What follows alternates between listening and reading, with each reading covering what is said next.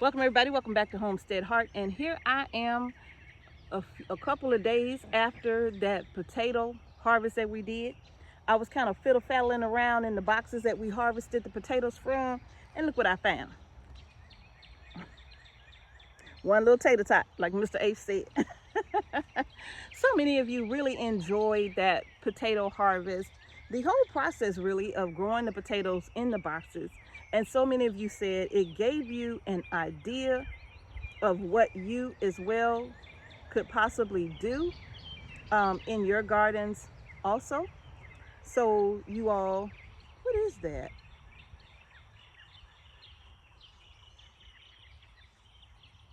So it gave you all an idea of what you could possibly do in your garden. And you know what, y'all? I'm going to say this. Somebody said, Mrs. H, you're always looking around. I am, because there's always so much going on out here, y'all. It is unbelievable. When I come out to this garden, there is so much life out here that everywhere I look, there is something happening. And not just with like our animals, but just anything. Just anything. I can see the animals walking around. Sometimes I see birds scrapping with each other. Sometimes I see birds scrapping with each other, you know. I'll be thinking, okay, maybe he was trying to get to her nest and she got upset and now she's, you know, and now all over. You know how some birds, y'all, you could have a bird from a different type of bird will try to approach the nest of another bird, especially if she got little baby birds in there, y'all. That entire family. I've watched it before. I watched it.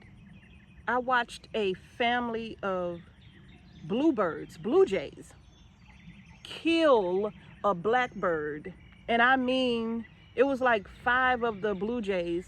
The blackbird literally grabbed one of its little chicks, I'm gonna call it, and took it out of the nest and was flying with it and actually dropped it on the ground.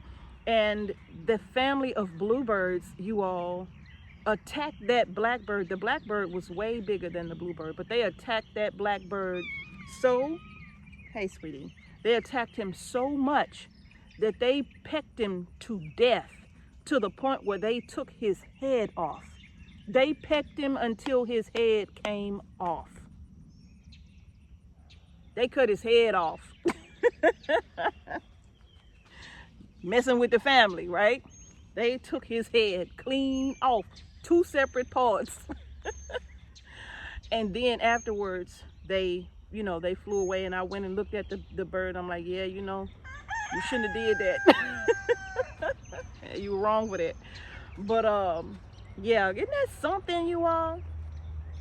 Everything protects its young, and it's natural. You know, it's very natural.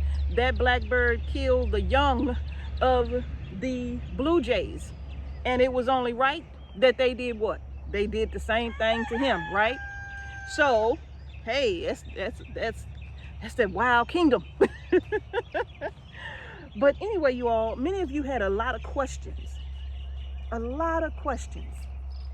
about these potatoes, what we thought about growing them in the boxes and all of that, you all. And I'm going to tell you, we absolutely loved growing those potatoes in boxes.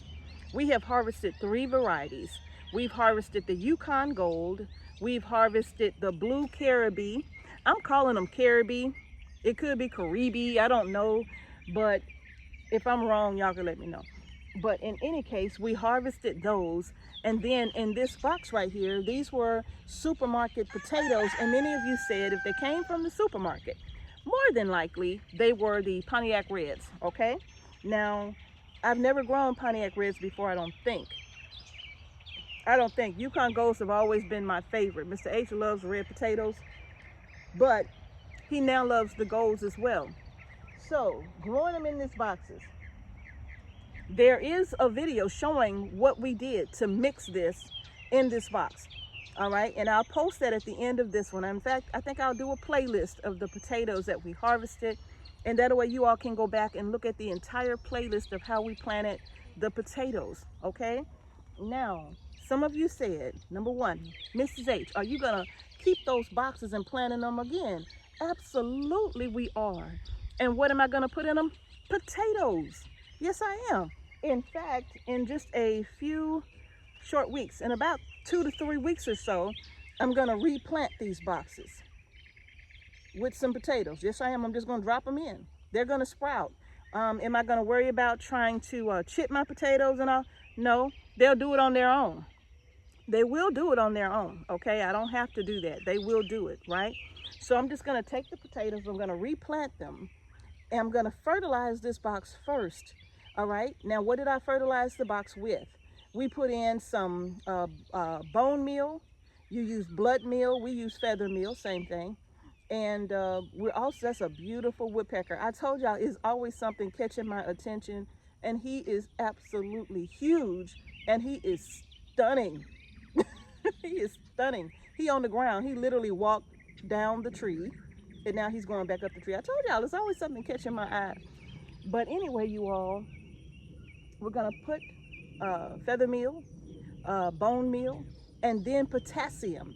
I do have just plain potassium that I'm gonna put in these beds, and I'm going to add a little bit of compost. In fact, I'm gonna put the compost in from our chicken house today, okay? It's already broken down, and I'm gonna just mix all of that in, and then in just a few weeks, I'm gonna plant in it.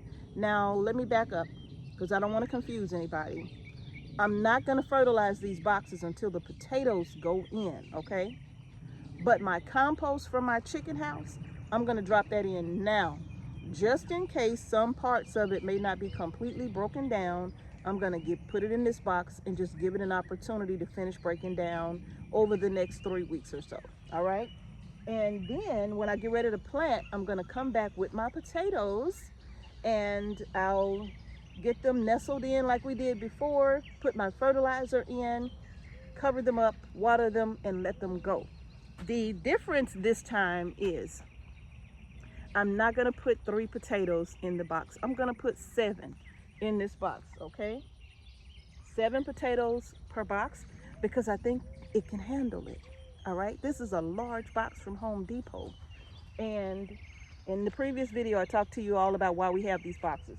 But in any case, 7 potatoes per box. Yeah. 7 per box. And I think the box can handle it. The worst that could happen is that we won't get big potatoes. We'll have, you know, smaller ones, which is fine, you know. So we're gonna do that. In this row here where we harvested the blue Caribbean, and in the row on the end where we harvested the Yukon Golds, we're planting potatoes again in those same areas, okay? So yes, we will be replanting potatoes in those boxes. Yes, those are the fertilizers that we use. How do you store them? Y'all saw what Mr. H did. Y'all saw how he was manhandling those potatoes. Everybody saw it, right? Now, did he do it on purpose? Yeah, I think he did, because he wanted me to cook them all. No, I don't think he did. I think he just was a little rough with them, right? But you all, how do we store them? Well, when I put the potatoes in my pantry, I put them in a, if you ever shop at like Aldi's and you get those little boxes or whatever, I save them and I'll put them in the boxes, and then I put the box on my seed starting shelf, right? Because my seed starting shelf I use 1 time a year, and that's in the late winter when I'm starting my seeds for the spring, okay? Afterwards, I just put my potato boxes on it. My garlic is gonna be on it. It's still curing. That's another story in and of itself. But all of it, my onions and my butternut squash and all of my winter type squashes, when they come out of the garden and I let them cure outside, when they go inside, I put them in these little boxes, and that just allows me to keep them organized, okay, and allows me to pull from them and cook from them as I need to.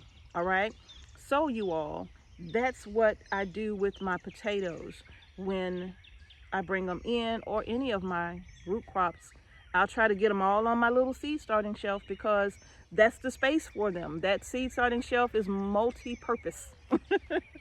But I am very happy with what we got out of the garden, especially growing them in boxes, y'all. That was beautiful, right? That just shows you could do this. You can grow your groceries, y'all. You could do it. All you got to do is do it. Now, I think there was one more question that somebody asked about. How do I know when my potatoes are ready? Remember I showed you all in that video that when your plants, come on, little girl, move. When they start dying back and they look like this still has the seed potato attached to it. Look at that little potato. I told y'all these potatoes wasn't even that big. Look at there. That's the seed potato. That came off of these reds in the box, right? Look at how little that is. And we got some really nice sized potatoes, okay? Now, when your plants start looking like this, you can probably go ahead and start pulling them potatoes, okay? And even if they have some green on them still, but they done fell over, that means the plant has done just about all it could do to feed the potatoes attached to the roots, okay? That means the plant has done just about all it could. It done gave all it could give, and it can't even stand up on its own anymore. That's another good sign that you can go ahead and pull your potatoes. Another person said, Mrs. H, what do you do with these once you are done? We trash them. We do not put these in our compost pile. Look, potatoes, tomato leaves, things like that, we do not compost this, all right? We do not. I think for me, it's more or less not wanting to take the chance on introducing any type of disease or fungus into my compost. And so plants that are typically a part of the nightshade family, we do not compost those leaves. And that also includes eggplant. It includes our tomatoes, things like that. We won't compost. We trash them.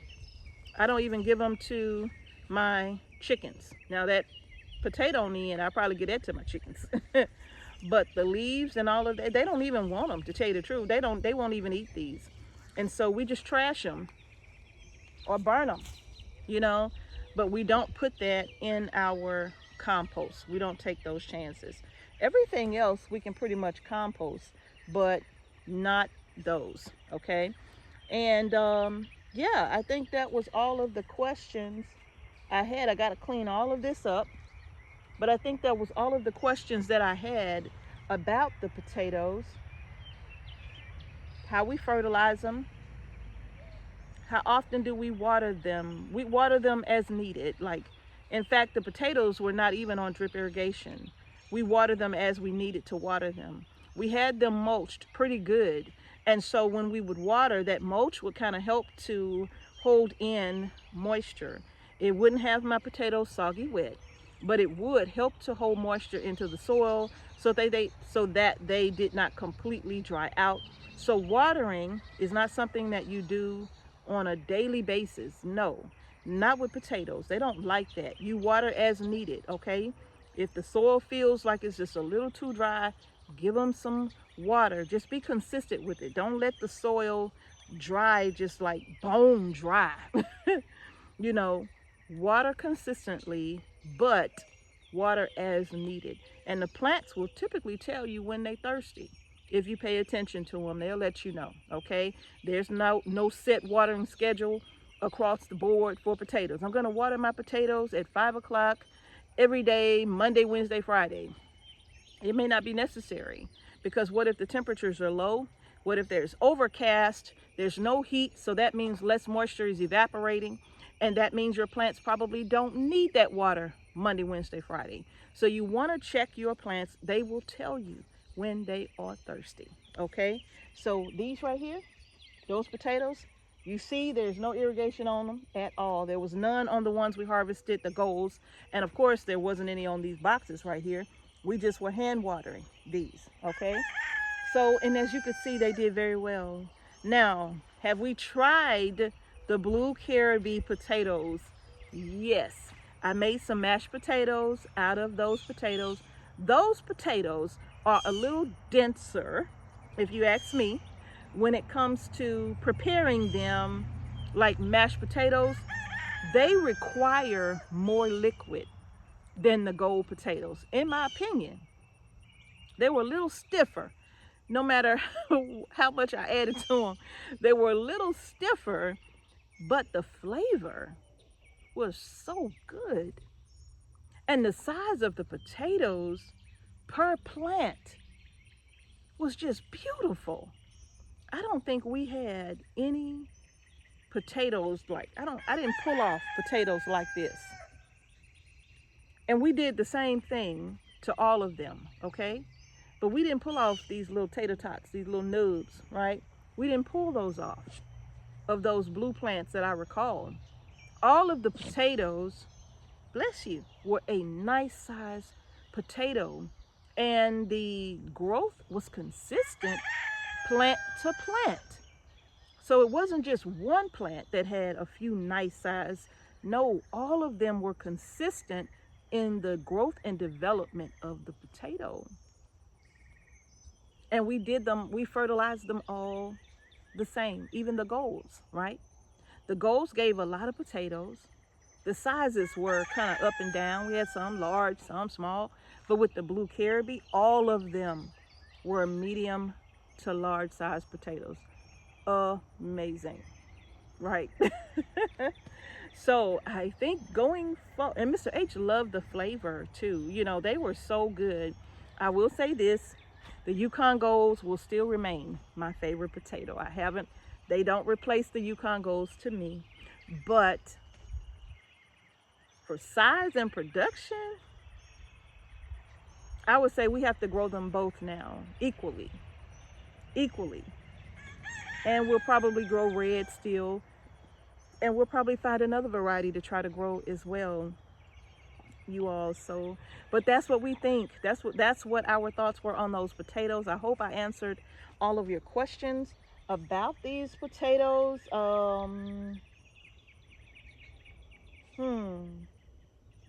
I hope so. I can't think of anything else I talked about fertilization and composting. So that's it. That's pretty much it, you all. The hay that we use came from our goat pen.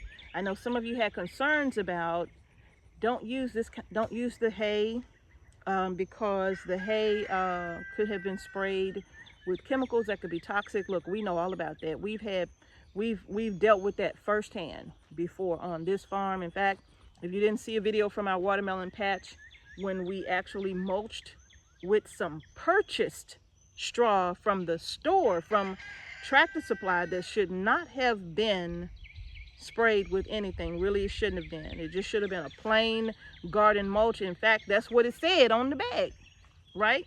And we used it in our watermelon patch, you all. It killed every plant we had. As soon as the vines, we had them growing in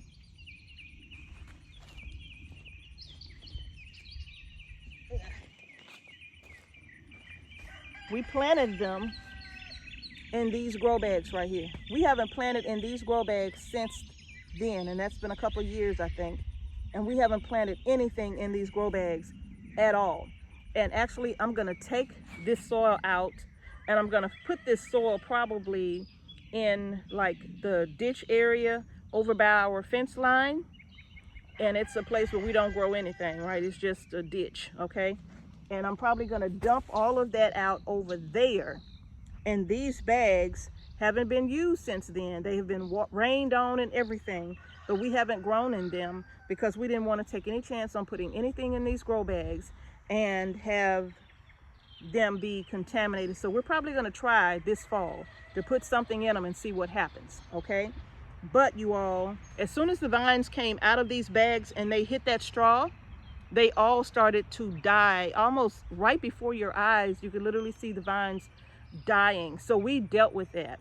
The mulch hay that we got from a person that Mr. H and I and a few of our neighbors have been buying hay from these people, and he says he does not spray his hay for his animals with those harsh chemicals, right?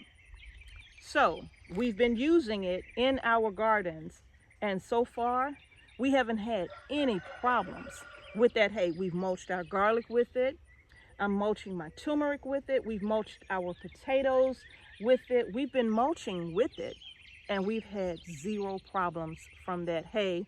It goes from our goat pen to our gardens. We do allow the goats to kind of enrich that for us for a little while, and then we take it and we put it in our garden beds, all right? And it has worked out very good. So we always try to get our hay for our goats from the same place. Now that we know we get some good quality hay from them, that's where we're trying to get it from. All right, y'all. So that's gonna do it for this follow-up, the update on the potatoes, y'all. I'm waiting on Mr. H so we can do this garden tour. We were originally gonna do it the weekend, but many of you know we had problems with our water line bursting. It actually burst twice on us. So I am waiting on Mr. H, y'all, and I would do it myself. I could do it myself, but y'all, it just don't seem right me doing a garden tour without Mr. H. I just don't feel good doing that without him because we always do it together. So I'm gonna wait on him. All right, y'all, that's gonna do it for this video. It is a lot I want to show you all, but I'm gonna wait on Mr. H. In fact, I need to go harvest some eggplant out of the garden because I've been holding off harvesting these eggplants because I wanted y'all to see them, but now I just got to do it. But y'all, that's going to do it for this video. If you haven't done so already, please give our video a thumbs up. And don't forget to subscribe to our channel and hit the notification bell so you don't miss any videos we upload to our channel. And thank y'all again for watching Homestead Heart. Peace and blessings to each and every one of you. And I'm going to see y'all in the next video. And remember, y'all, grow your groceries.